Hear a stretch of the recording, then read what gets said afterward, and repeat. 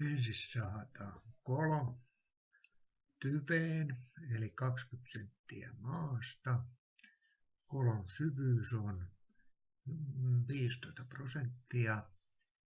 puun vaahapuuresta ja se on puunkaatosuunta. Sahataan kuvan osoittamalla tavalla muutaman sentin kolon syvimmän kohdan yläpuolella ja jätetään ehjää puuta noin 5 senttiä. Sahataan vähän yli puolen välin niin, että kiila saadaan lyötyä. Kiilan tehtävänä on varmistaa, että terä saadaan pois ja puu ei kaadu väärään suuntaan. Sahataan puu loppuun asti, mutta ei aivan poikki asti ja napataan moottorisaha pois välistä. Kiila lyödään syvemmälle niin, että puu lähtee kaatumaan kolon suuntaan. Liinoilla on varmistettu, että ne vetää puuta kaatumaan oikeaan suuntaan.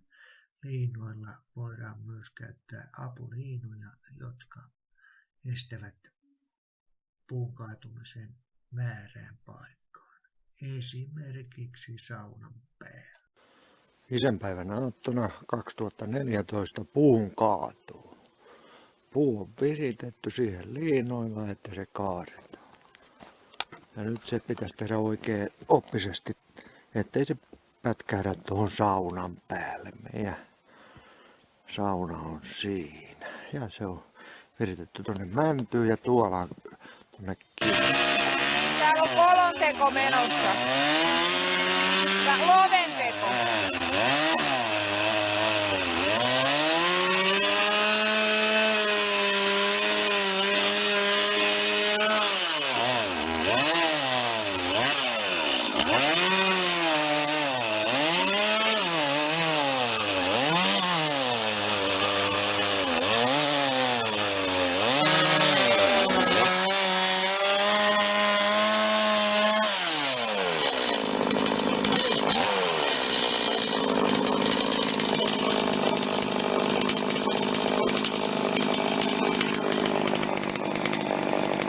Täällä menee liinat tuolla.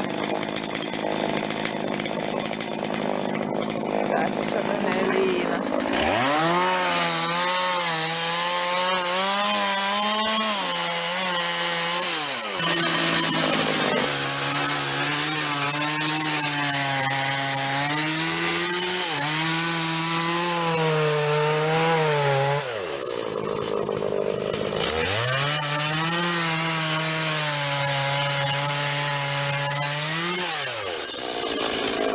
Eihän tää nyt voi kaatua vielä. Häh?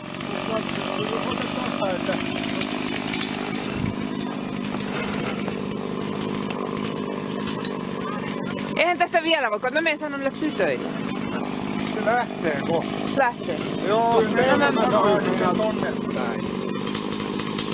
Tuossa on nyt kiilat. Pystyykö tätä zoomata?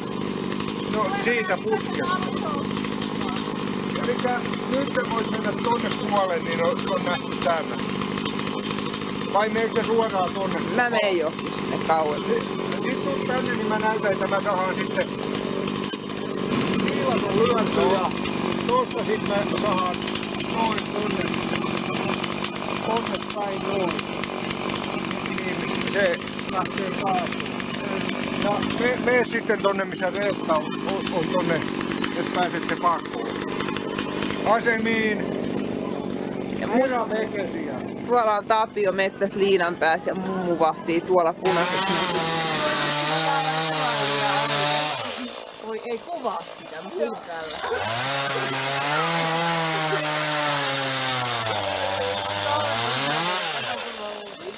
Katso, se tulee. Niin tulee.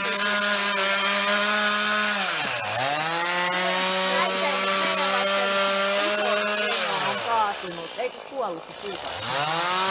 Se tulee oikeesti tänne sitten, muistakaa mennä karkuun se tänne. Sä oot galerilla.